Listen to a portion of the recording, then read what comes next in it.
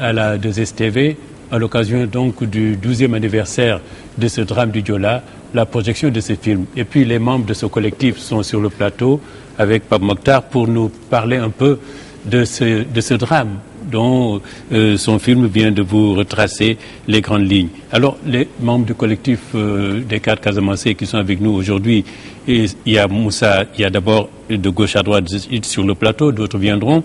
D'abord, Madame Viviane Badiane, qui est vice-présidente.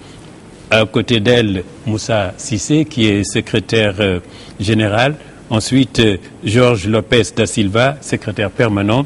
Et là, à ma droite, Pape Mokhtar Sellane. Alors, félicitations pour d'avoir jeté l'encre. Justement, le titre, en plus de la métaphore, est très significatif. Absolument. Mais alors, c'est un travail, vous m'avez dit, qui vous a pris 5 mois. 5 mois. Et quand vous avez rencontré ces gens, je pense à ces victimes, comment vous avez trouvé toutes ces personnes? Comment vous avez trouvé la région de la Casamance après ce drame? D'abord, je salue tous les invités qui sont ici présents sur ce plateau, membres du collectif des cadres casamançais qui ont eu l'idée d'organiser ce débat pour marquer l'événement du 26 septembre. Et je salue au passage aussi tous les téléspectateurs de la 2STV. Et je m'incline encore une fois devant la mémoire des disparus et témoigne mon affection aux familles des victimes, aux rescapés et aux orphelins du naufrage du bateau de Diola. Je dis que ce film a été fait, comme le titre l'indique d'ailleurs, l'encre du souvenir, pour ancrer la tragédie du bateau de Diola dans la mémoire collective des Sénégalais. Parce qu'on ne peut pas, ici au Sénégal, qu'il y ait un naufrage qui a fait autant de morts et qu'on veut tout de suite effacer cet événement de notre jeune histoire, alors que le naufrage du bateau, le Diola, fait partie de notre histoire et ne sera jamais effacé. C'est pourquoi on a eu l'idée, avec un camarade de promo qui a été le producteur, de faire ce film pour lutter contre l'oubli. Mais lorsqu'on faisait ce film, on était allé à Ziguinchor. Vous savez que la commune de Ziguinchor, c'est la commune du Sénégal qui a payé le plus lourd tribut dans cette tragédie. Seulement dans la commune, il y avait eu 971 victimes du bateau. Et donc, arrivé à Ziguinchor, d'ailleurs qui avait vécu et qui vit toujours ce conflit armé déclenché depuis 1982, avec ses conséquences sur le plan économique, sur le plan social, et qui empêche à cette région de décoller. Et ensuite, il y a le naufrage du bateau de Diola. Et donc, ça a assommé les populations casamançaises, ça a porté un coup dur à l'économie et au tourisme dans cette région. Et donc, c'est pourquoi à la fin du film, on a jeté un peu un coup d'œil sur ce qui s'est passé depuis 1982. C'est qu'on se souvienne de cette crise qui perdure et que la paix n'est pas toujours au rendez-vous. Et donc, c'est une fenêtre ouverte pour dire que le naufrage du bateau est un peu lié à ce conflit. Parce qu'il y a le problème de l'enclavement de la Casamance. Les gens avaient opté pour la desserte maritime pour éviter les braquages des bandes armées sur les routes et avec cette césure gambienne qui fait que les Casamançais, les populations d'origine de cette région ont un sentiment d'isolement, d'éloignement, et qu'avec ce sentiment d'isolement et d'éloignement qui pose le problème de l'enclavement de la Casamance, certains en ont profité pour revendiquer des idées qui, depuis avant l'indépendance et même après l'indépendance, n'a jamais été une préoccupation de l'élite casamançaise. Alors ce film, vous l'avez fait donc pour qu'on n'oublie pas. On n'a pas le droit, pour qu'on se souvienne. C'est ça le sens de ce film. Exactement. Parce que, comme je l'ai dit, la France a son 19 septembre. Cette date, les Français se souviennent des victimes des attentats terroristes. Les États-Unis ont leur 11 septembre. La Russie a son 1er septembre. L'Espagne a son 11 mars. Pourquoi donc on devrait refuser aux Sénégalais d'avoir leur 26 septembre? On a besoin de ce 26 septembre pour bâtir une nouvelle société forte, responsable et résolument engagée dans la protection de la vie humaine. Nous avons besoin de ce 26 septembre pour lutter contre le laxisme et la corruption. Nous avons besoin de ce 26 septembre pour marcher fièrement et droit vers le progrès. Nous avons besoin de ce 26 septembre pour éviter d'autres 26 septembre. Parce que après le naufrage du bateau de Diola, il y avait une introspection qui avait commencé à se développer au niveau des Sénégalais. Mais quelques semaines après, nous sommes retournés à nos vieilles habitudes, sous-tendues par ce fameux masla sénégalais qui est la source de tout nos malheurs. Alors, je vais continuer. Je vais passer la parole à Georges Lopez da Silva, qui est le secrétaire permanent de ce cadre des collectifs casamançais. Justement, ce souvenir, c'est ça en fait, le plus important aujourd'hui. Oui, le naufrage du Joola a été pour nous quelque chose d'extraordinaire. Et Célan, le réalisateur du film, a raison. On ne peut pas oublier ce naufrage-là. Et le collectif des cadres, je ne veux pas revenir sur tout ce qu'on a fait, parce que ça va être très long. Mais nous avons fait beaucoup de choses. Mais ce que nous voulons maintenant, ce que nous demandons à l'État qui est en place, c'est de s'approprier ce 26 septembre. Que l'État fasse du 26 septembre un jour de deuil national.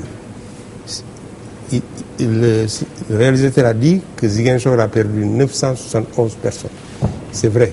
Nous avons payé le plus cher là-dedans dans cette affaire, c'est les Ziguinchorois qui sont morts en plus grand nombre. Mais les gens d'Oussouye aussi ont perdu plus de 300. Les gens de Bignona, les gens de Kolda, de Velengara, toute la Casamance. Il y a aussi d'autres... 12 nationalités aussi. Sans compter les 12 nationalités. Bon, pour les 12 nationalités, ils sont morts. Même si c'est une personne, oui, c'est important. Mais en Casamance, au Sénégal, il y a des coins comme le Gagnol, dont les pêcheurs viennent en Casamance, et c'est des saisonniers, ils reviennent chez eux pour passer la saison et revenir pêcher. Ils ont perdu aussi un lourd tribut dans cette affaire. Donc c'est là, à Rufisque, il y a eu des morts. Le collectif des cadres s'est déplacé à Rufisque, à Tivaouane, à Saint-Louis, à Gagnol. On est allé présenter les condoléances à tous ces gens-là qui ont perdu leurs parents en Casamance. J'ai retenu une scène que je n'oublierai jamais. On est arrivé au Gagnol, je ne sais pas exactement comment s'appelle le village. On a trouvé un monsieur assis sur sa chaise.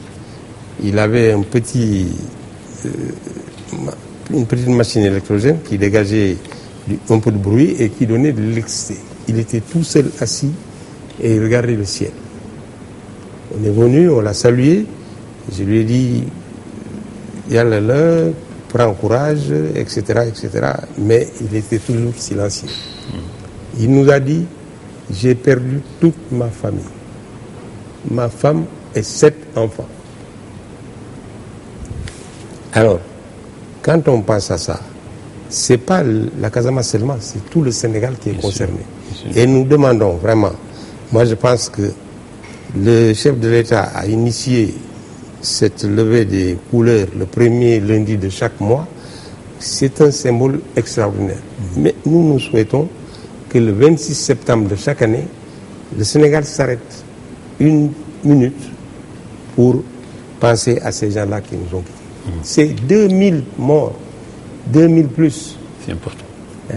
Oh, vous avez vu, si on peut faire comparaison, or que c'est pas toujours qu'on peut comparer, mais il y a le Titanic, le fameux naufrage du Titanic, qui a été médiatisé outre-Atlantique et par, je crois qu'ils ont fait 10 films sur le Titanic. Et là, notre cher ami Célan a fait un film sur le naufrage du Joola. Et nous voulons vraiment que ce naufrage-là ne soit pas oublié. Qu'on en fasse un deuil national, et je le répète, que l'État s'approprie ce deuil-là. Il est heureux que maintenant, sur quelques calendriers, on voit le 26 septembre, le naufrage du Joola. C'est très bien. C'est déjà un oui, pas. c'est déjà un pas. Voilà. Mais il faut que l'État s'en charge et que l'État organise annuellement, le 26 septembre, des événements. Par exemple, marquer 1 minute de silence. Si je prends le 11 septembre, comme il l'a dit, c'est là, aux États-Unis, toute l'Amérique s'arrête. La main sur la poitrine marque 1 minute de silence pour ce fameux 11 septembre. L'Amérique a perdu ce jour-là 3000 personnes. Or, l'Amérique compte près de 500 millions d'habitants. Nous sommes 12 millions ou 13 millions. Mettons 14 pour faire plaisir à ceux qui veulent. Mais 2000 sur 14, c'est bon. proportionnellement, il ne faut pas oublier. Plus. Très bien. Alors, je voudrais un peu parler à Mme Viviane Badiane, qui est vice-présidente de ce cadre d'école. Alors, je vous ai vu regarder avec presque des larmes aux yeux en regardant ce film. Grande émotion. Ben, vous savez, je vous remercie et je remercie votre structure de nous donner l'occasion de dire aux gens que nous n'avons pas oublié, que nous ne pouvons pas oublier, que nous ne devons pas oublier. On dit toujours, j'ai mal au ventre, tu peux me dire masse, mais tu ne sens pas ce que je ressens. Là, je me sens, c'est la troisième fois que je vois ce film et chaque fois c'est avec beaucoup d'émotion. Surtout quand je revois certaines personnes, des rescapés, comme ce jeune étudiant qui dit qu'ils étaient 9 de son village et vraiment, je vous dis, il a mis 1 an à pouvoir s'expliquer. C'est incroyable. Alors, nous ne pouvons pas oublier, nous avons dit en 2002, tout le monde a crié, tout le monde a ressenti le choc. Nous avons tous dit plus jamais ça. Oui. Et merci, Abselam, de nous donner l'occasion, et je vous remercie, vous, de nous donner l'occasion de faire le point sur ce que nous avons dit ce jour-là, plus jamais ça. Où en sommes-nous de ce plus jamais ça? Qu'est-ce que c'est devenu ce ça-là? Qu'est-ce que ça voulait dire ce jour-là et qu'est-ce que ça veut dire aujourd'hui? Oui. Voilà. Nous ne pouvons pas oublier, nous ne devons pas oublier, mais il faut que nous fassions, nous sommes tous concernés, une sorte d'introspection. Ce 26 septembre, c'est le 12e anniversaire.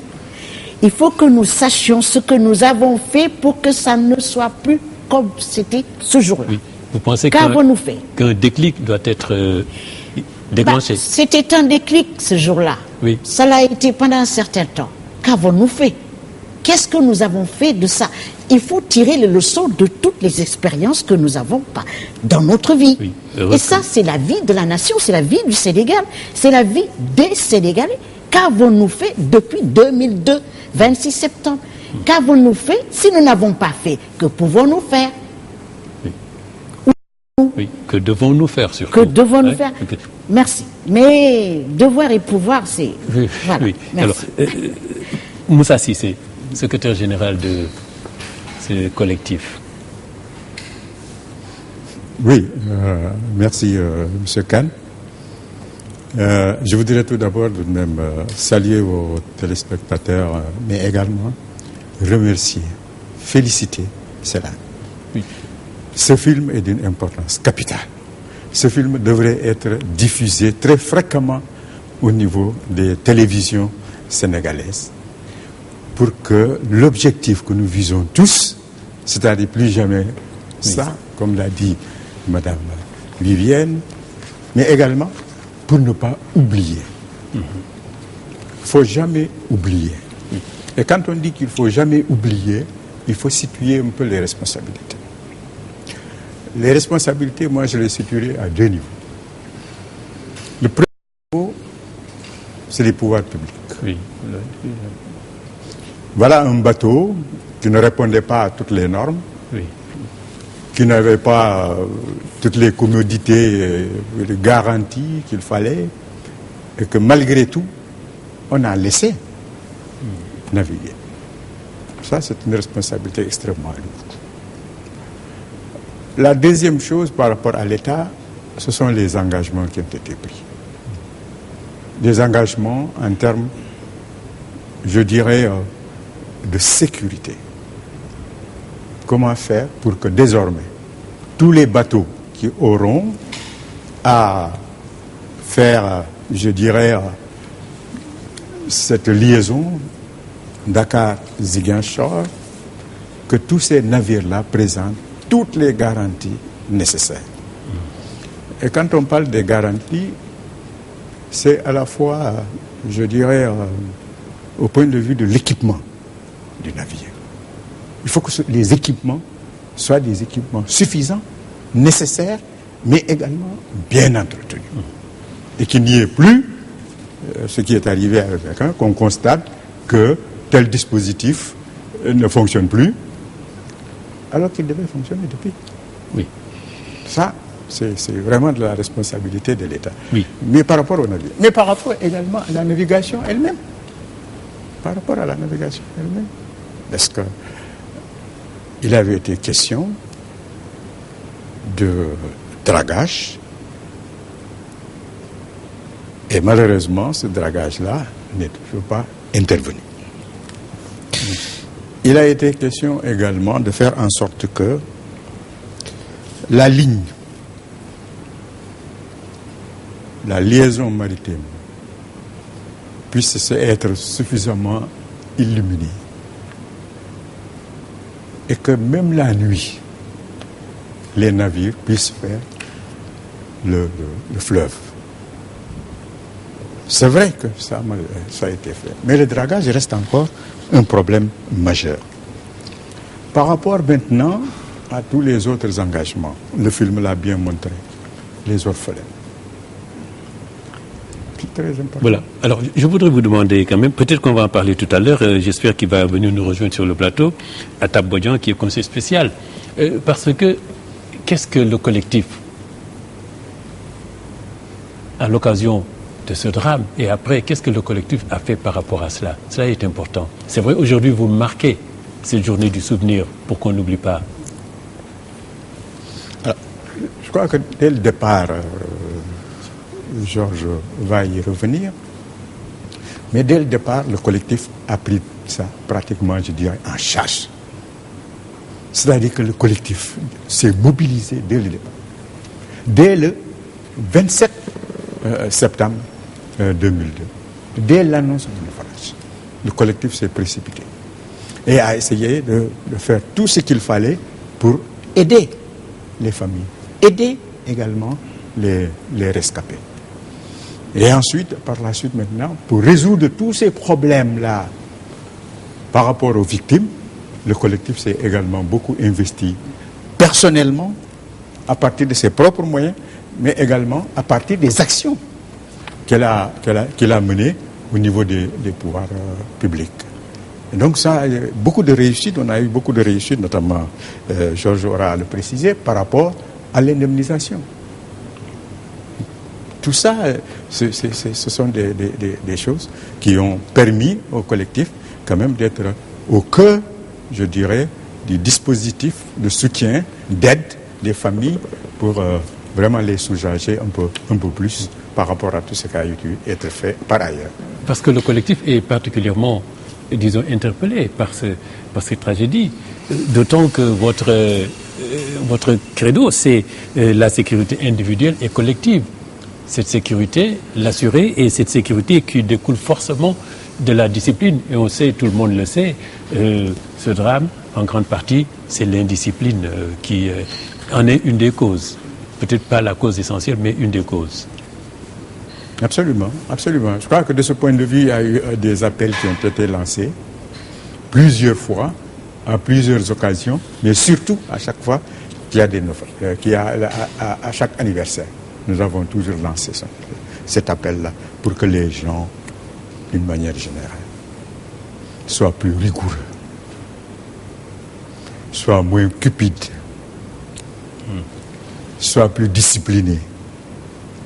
Chaque fois la dernière fois, je me suis hasardé à prendre un car rapide qui était très bloqué, plein, et il y avait des gens qui étaient sur le marché-pied. J'ai dit, pourquoi vous vous sentez obligé d'être aglouti dans un car rapide comme ça? Et mais alors, c'est très compliqué.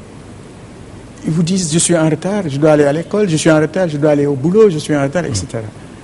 Donc, cette indiscipline-là, je pense que c'est cela, notre créneau aujourd'hui. Pape Mokhtar Sellane, en faisant ce reportage. Moi, je pense que je ne suis pas revenu sur tout ce que nous avons fait, parce que c'est très long. Oui. Mais il y a quand même des points sur lesquels nous avons vraiment marqué par rapport la présence du collectif des 4 Casamance.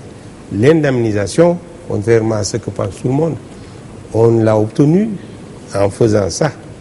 Le ministre de la justice à l'époque, c'était Serigne Diop. M. Serigne Diop, qui est toujours ministre, il est médiateur maintenant de la République. Il nous avait dit 5 millions à prendre ou à laisser. Mais on lui a dit non. On s'est bagarré parce que sur les normes internationales, les indemnisations là, ça va jusqu'à 100 millions, 140 millions. Nous ne sommes pas fous. Nous savons que l'État du Sénégal n'a pas ces moyens.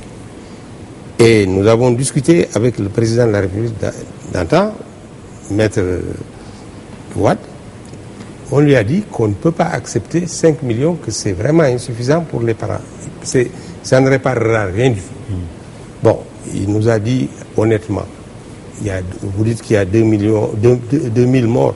2000 morts, bon, nous allons partager, si vous voulez, la poire en deux. Hein? Bon, si je mets 40 milliards sur la table, est-ce que ça peut aller, etc. Et chacun aura à peu près 10 millions, etc. Bon, honnêtement, nous avons accepté parce que, effectivement, le Sénégal n'avait pas les moyens. Mais quand on n'a pas les moyens, on doit prendre des dispositions pour que des événements comme ça n'arrivent pas. Vous vous rendez compte, le Joola ne pouvait prendre que 550 passagers. Ce 26 septembre-là de 2002, on a embarqué 2000 personnes dans un bateau qui ne peut prendre que 550 personnes. 4 fois plus. C'est pas possible. Oui. Ça, c'est de l'inconscience et nous nous battons. Je pense que tout à l'heure, comment il s'appelle, Atab viendra et vous parlera des enclavements. Nous nous sommes battus pour que la Casamance soit désenclavée. Oui. On nous a fait des promesses dans tous les domaines. Le président qui est parti devait nous acheter un avion de 70 places, etc., etc., etc. Il devait faire la route de la Casamance. Jusqu'à présent, la route du Sud, là, on est là-dessus, etc., etc. Voilà. On va recevoir Atab Bodian, qui est conseiller spécial de ce collectif, pour nous parler justement de cette question du désenclavement. Pape Selan l'a indiqué dans son reportage, c'est peut-être une des conséquences aussi, et qui fait qu'il n'y avait que ce bateau pour la liaison Dakar-Ziguinchor. Donc, Atab Bodian, bienvenue sur le plateau. Il fait partie du collectif des cadres casamançais. Il en est le conseiller spécial. Justement, alors, je rappelais la question de la sécurité. C'est vous qui me disiez que la sécurité, ça, individuel, collectif, c'est ça votre credo. Oui, et surtout aussi parler du désenclavement de la région de la Casamance. Oui. En fait, je dois féliciter le réalisateur. Il a fait un excellent film. Il a posé des questions. Il y a eu certaines réponses. Mais on continue à se poser encore des questions. En ce qui concerne ce que nous, au niveau du collectif, on a retenu, effectivement, il y a un comportement individuel et collectif. Sans cela, on ne peut pas éviter les naufrages. Et le naufrage est arrivé à un moment crucial de la vie du Sénégal. C'est la veille de la rentrée scolaire et universitaire. Quelqu'un l'a dit. La plupart des étudiants et des élèves ruaient pour se rendre à Dakar ou au nord du Sénégal, comme on le dit chez nous, pour la reprise des classes. Or, il se trouve qu'à cette époque-là, la seule sûre pour regagner le nord du Sénégal, c'est le bateau. Parce que la route, à l'époque, il y avait les braquages, vous vous rappelez. Et la route, elle est séquelée, dégradée. L'avion, n'en parlons pas, il coûte très très cher. À un certain moment, nous, au niveau de la Casamance, on avait rêvé du train, mais on nous a zappé. Parce que si vous regardez le plan Sénégal émergent, il n'y a pas ce que nous souhaitions, c'est-à-dire un chemin de fer qui rallierait Tambacounda à Ziguinchor. Donc, à l'époque, en 2002, le seul moyen sûr pour regagner le reste du Sénégal, c'était le bateau. Résultat, tout le monde a rué et malheureusement, la rigueur requise n'a pas été prise pour éviter la surcharge. Donc, nous continuons à persister. Tant que la Casamance n'est pas désenclavée, ce genre de problème peut toujours exister. Jusqu'à présent, pour voyager par bateau, il faut faire la réservation plusieurs semaines avant.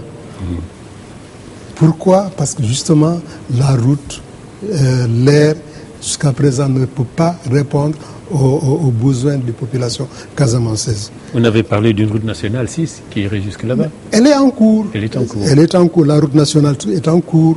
Il y a beaucoup de tronçons qui sont en ce moment en réflexion, mais c'est une bonne chose. Ce que nous souhaitons, c'est vraiment améliorer l'existant. Améliorer l'existant. Il y a un socle qui existe, il faut l'améliorer. Améliorer le transport aérien en diminuant les prix, en renforçant la ligne. Il y a ce projet de Aguel et Jambon. On nous a montré un reportage en Corée. Nous attendons ces bateaux pour renforcer Aline Sitoé qui fait la liaison en ce moment. Oui.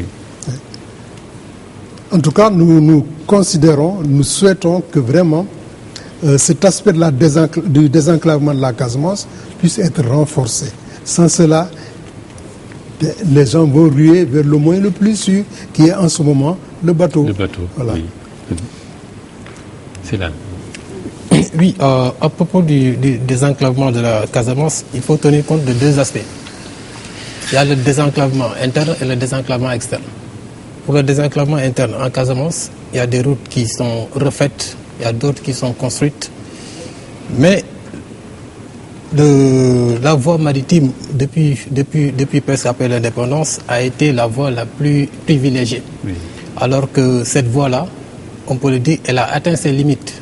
Non seulement la capacité du bateau actuel qui fait la desserte, elle est limitée, les billets sont chers et le voyage est trop long. Les deux bateaux qui sont annoncés, chaque bateau ne va prendre que 212 personnes. Ces deux bateaux réunis, ça fera 424, alors que le bateau actuel, ça fait 490. On peut se poser des questions sur la pertinence même de ces commandes de ces deux bateaux. Oui, oui. C'est juste de la politique, du marketing, ou bien c'est quoi? C'est une incitation à la surcharge quand même, voilà. Quand les bateaux prennent si peu de personnes. Exactement. Et en plus, il a souligné une solution importante, c'est-à-dire la voie ferrée.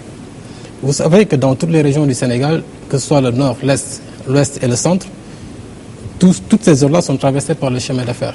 Mais la Casamance n'a jamais bénéficié de la voie ferrée. Alors que cette voie, pour moi, c'est la solution la plus parfaite pour désenclaver cette partie de la Casamance.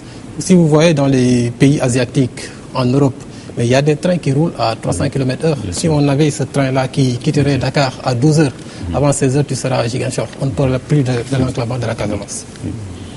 Madame Viviane, qu'est-ce que vous pensez de cette question du désenclavement? Apparemment, c'est le grand problème. C'est un gros problème. Ça réglerait beaucoup. Oui, c'est un problème crucial. Pour aller du nord au sud du Sénégal, c'est la croix et la bannière. C'est long. C'est peu sûr. Vous traversez un pays étranger. C'est la seule région où on passe par la Gambie, qui est un pays étranger, avec tous les tracas que cela peut. C'est un calvaire. Passer du nord au sud du Sénégal, c'est le calvaire. Il y a des gens qui partent à minuit, et qui arrivent le lendemain en début d'après-midi, tranquille. Alors, vous avez le bac. Vous avez un bac qui marche, qui ne marche pas. Quand vous avez le bac, il faut payer ci, il faut payer ça, il faut faire le... Voilà. Donc, si l'avion était moins cher, 45 minutes de vol pour 120 000 francs CFA pour des Sénégalais qui vont chez eux, je trouve que c'est cher payé. 45 minutes de vol. Ensuite, vous prenez le bateau. Comme dit M. Bodiang, il faut réserver 15 jours avant ou 10 jours avant, et c'est pas sûr. Vous avez il faut avoir les moyens. Quand vous n'avez pas les moyens, vous êtes sur des sièges. Sinon, vous avez des lits superposables. Et si vous êtes, comme moi, d'un certain âge, on vous réserve en haut. Bon, c'est bref. Si vous avez déjà le bateau. La route, c'est pas possible. Alors, franchement, je pense que désenclaver cette région, c'est devenu capitale. Oui, mais le président au dernier Conseil des ministres a annoncé. Oui, il a annoncé, oui. Justement, mais nous souhaitons que ces annonces soient concrétisées, soient réalisées. Nous le souhaitons. Mais écoutez, parce que là, on voit que le problème, c'est vraiment désenclaver, que l'accès soit facile. Voilà, que l'accès soit facile, oui. Que la mobilité des biens et des personnes soit réelle. Prenez l'Europe.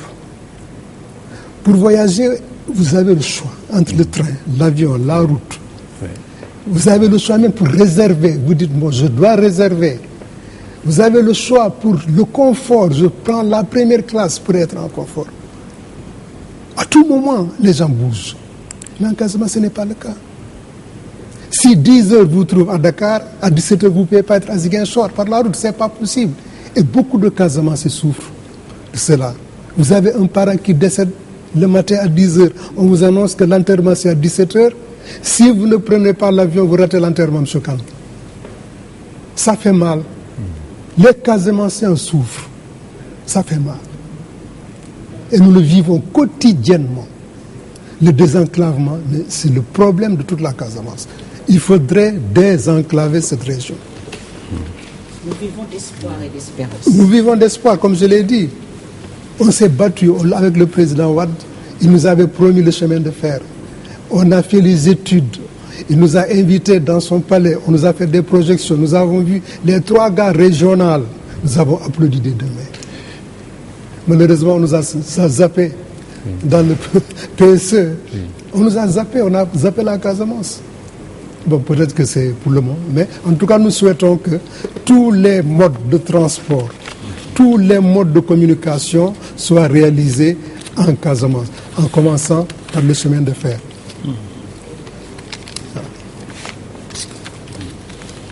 Oui.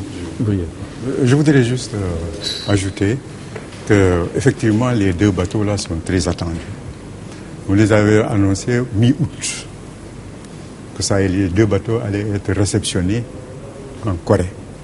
Oui. Et que à partir de la réception, maintenant les 2 bateaux allaient arriver. Jusqu'à présent, il n'y a rien, on ne nous a pas dit exactement ce qu'il en est. Je pense aujourd'hui que par rapport à la sécurité, aujourd'hui on a un navire qui présente toutes les sécurités nécessaires. Oui, d'après ce qui est dit dans le reportage. Parce que, d'abord, tout le dispositif de secours et d'assistance est à bord. Il y a une impossibilité de surcharge. Une fois que le biétage est terminé, vous ne pouvez plus émettre de billets. Et ça, c'est une assurance. Et ça, c'est une assurance extrêmement importante. C'est pour ça que nous souhaitons que les 2 bateaux qui vont arriver, qu'il y ait le même dispositif de sécurité pour pouvoir voyager, je dirais, presque l'esprit tranquille. Moi, je voulais revenir un peu sur ce que le collectif des cadres casamançais a fait concrètement au moment du naufrage. Dès l'annonce, nous nous sommes rendus au port. Mais une chose est importante, c'est que nous nous sommes rendus à Ziguinchor. Nous sommes arrivés à Ziguinchor et c'est une expérience, c'est pour ça que j'éprouve beaucoup d'émotions. Nous sommes arrivés au moment où on débarquait les conteneurs avec les corps à Kanten. Et ça, c'est une image que je n'oublierai pas. C'est pour ça on dit, c'est difficile quand on pense qu'il ne faut pas banaliser ce genre d'événement. C'est pas possible. Dans les conteneurs, vous aviez toutes les attitudes des cadavres. Oui. Des gens qui poussent. Et j'avoue que j'ai hurlé. Une chose m'est restée, c'est que c'était des médecins néerlandais, je crois, autant que je m'en souvienne, qui se sont occupés de ces cadavres-là. Ils sont venus pour les leurs, ils se sont occupés des nôtres. Voilà. Et quand on a vécu ça, ces rescapés, il n'y en a pas des centaines, il y en a 65, je crois. Oui. 65 rescapés, aujourd'hui, le 26, pour eux, c'est comme hier. C'est pas possible. Alors nous, les parents de ces rescapés, nous les amis, nous les connaissances nous devons les accompagner. Il n'y a pas eu d'accompagnement psychologique de ces rescapés. Il y en a une qui a dit qu'elle a eu de l'efferalgan. Moi j'en connais un, le Jean Didiou, l'étudiant, on lui a donné de l'aspirine. Alors s'ils en sont aujourd'hui à pouvoir vivre autrement et vivre avec ce souvenir-là, ce jour, le 26 septembre, doit rester non pas un souvenir, mais une réalité pour ce pays. C'est pourquoi j'ai commencé à demander à Pape Célan comment il a vu ces rescapés. Parce qu'à les voir, on voit que c'est des gens qui sont dans des traumatismes incroyables. Oui, selon leur témoignage. Oui, exactement. Parce que, comme je disais, ces rescapés-là ont vécu un second naufrage. Parce que juste après le naufrage, il n'y a pas eu de prise en charge psychologique adéquate. Vous savez très bien que les marins français qui avaient intervenu qui sont intervenus pour aider un peu les plongeurs sénégalais et autres, ces marins-là, une fois en France, ont bénéficié d'une assistance psychologique. Ils ont été suivis. Des marins qui ne sont pas des rescapés, qui ne sont pas des victimes de cette tragédie. Oui, c'est ce qui se fait en Europe quand les gens sont choqués. À plus forte raison, les gens qui ont vécu le drame. Bien sûr. Dans leur chair. Bien sûr. Et il y a aussi le dossier des pupilles de la nation, 1900 orphelins, en 2002. On a commencé la prise en charge qu'en 2012. Ils ont 12 ans. Et il ne restait que 600. Et prochainement, à la fin de cette année, 215 vont être retirés de cette liste. Les gens qui avaient 8 ans en 2002, en 2012, ils ont eu 18 ans. Est-ce que ils le ont été collectif exclus prend en de cette charge ces liste. questions-là? C'est ça qui est important. C'est pour ça que quand on dit avant et après, ces questions sociales qui sont importantes, qui sont les conséquences de ce naufrage, ce sur quoi on peut au moins agir encore. J'avoue qu'à l'époque, ça faisait partie de l'agenda du collectif. Chaque fois qu'on parlait du naufrage, on évoquait 2 cas. Un mémorial pour le souvenir de ces gens-là, et puis la prise en charge des pupilles. On s'est battu jusqu'à la nomination de Mme Diop, qui était la dernière, qui a été nommée il y a 2 ou 3 ans, pour prendre en charge définitivement ce problème. Mais ça faisait partie de notre agenda dans les discussions qu'on menait avec l'État. Et nous avons envoyé des jeunes rescapés aux études en France. Oui. Et ici, oui. On a obtenu des bourses. Des bourses, oui, pour des jeunes. Et au point E, on s'est occupé des étudiants. Vraiment, je crois qu'on s'est battu pour que les rescapés soient pris en charge. Alors, je vais vous donner à chacun dire un mot parce que nous sommes à la fin et parce que c'était notre manière. Merci encore Pape Mokhtar Célan. Merci au collectif des cadres casamançais de nous avoir proposé ce programme à la 2STV pour qu'on puisse aussi, à notre manière, comme vous le souhaitez pour tout le Sénégal, marquer cet anniversaire, hommage, ne pas oublier les 2000 morts du naufrage du bateau le Joola. Et vous aussi, dans votre effort de faire un peu comme le Rwanda, ne pas oublier ce qui s'est passé, que ça reste dans la mémoire collective à jamais. Et qu'est-ce que vous proposez? On a parlé de faire une journée du souvenir. Le collectif pense à quoi des initiatives de ce genre-là? Il faut que cette date-là soit marquée. Oui. Nous avons proposé une journée de souvenir. Peut-être que dans la réflexion, on peut trouver davantage. Il faudrait que cette journée, que l'État prenne les dispositions nécessaires pour que cette journée soit vraiment une journée de deuil national. Oui. Ça peut être la sécurité, ça peut être les drapeaux, mais ça peut être n'importe quelle chose, pourvu qu'on n'oublie pas. Oui, qu'on pense que le 26 septembre, voilà, le 26 septembre, quelque chose de... Voilà. Oui, comme le 11 novembre, oui. Comme le 20 septembre, oui. Le 11 septembre, oui. Tout c'est au mois de septembre. Oui. Le 20 septembre, oui. Vous l'avez rappelé pour les Français, oui. Le 11 septembre pour les Américains. Il faut que le 26 septembre soit une date pour le Sénégal. Oui. Madame Viviane, vous pensez quoi? Oui, je pense que ce 26 septembre, c'est vraiment une date à marquer. Et je me dis que ce jour-là, il faudrait que ce soit non seulement le souvenir de ces 2000 morts, l'accompagnement des rescapés, ne pas oublier les pupilles, les enfants, et vraiment que le Sénégalais avec un grand S, sache que ce soit au nord, que ce soit au sud, quand il y a une catastrophe, nous sommes tous concernés. Il y a une sorte il faut qu'on marque le pas et qu'on se dise, qu'on fasse une introspection, qu'on se dise, voilà ce qui s'est passé, pourquoi ça s'est passé, que pouvons-nous, que devons-nous faire. Voilà. Moussa Cissé, brièvement. Oui, très brièvement, je dirais qu'il y a un appel qu'il faut lancer à l'État. Il faut que l'État fasse en sorte qu'on puisse mettre en place un dispositif d'alerte et d'assistance des navires en détresse.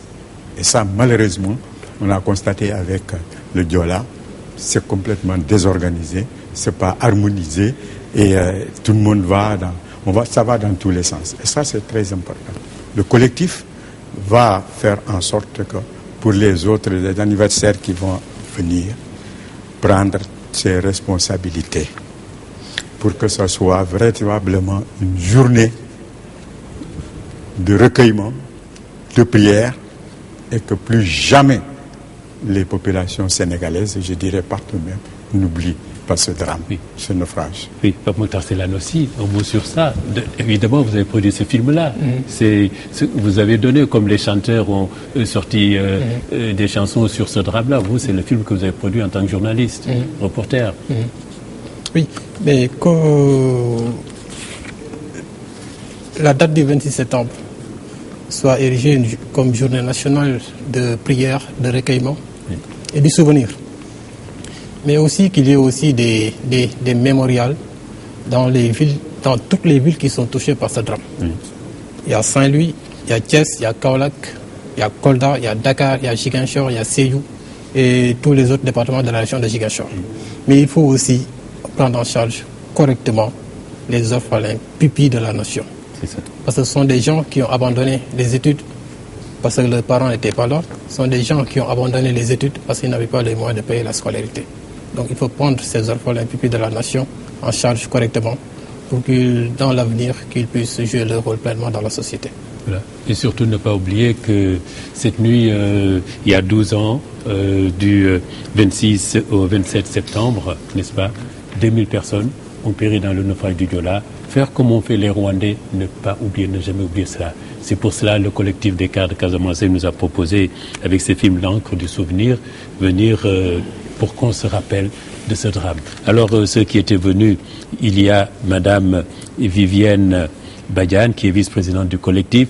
Il y a Moussa Cissé, secrétaire général, Atab Bodian, qui est conseiller spécial. Nous avons aussi reçu Georges Lopez da Silva, qui est secrétaire permanent. Et enfin, Pape Mokhtar Sellane, qui est l'auteur de ces films que vous venez de voir, L'encre du souvenir.